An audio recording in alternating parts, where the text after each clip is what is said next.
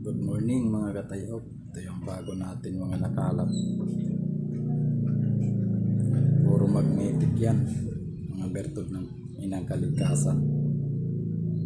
Yan po yun. Maganda po yan. Ang protection po yan sa mga paglalakbay, sa paghahanap ng trabaho. Maganda rin po yan.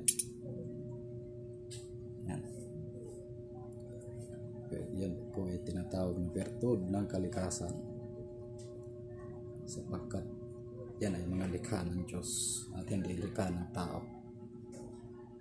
Yan po. Ito yung una ko nakuha ng malaki.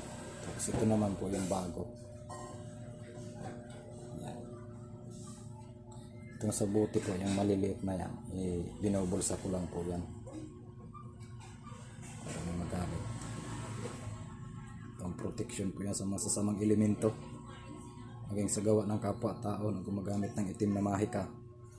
Pag mayroon ka po niyan ay hindi ka basta-basta matatablahan ng gawa nila, mga kampo ni Satanas ni Diablo.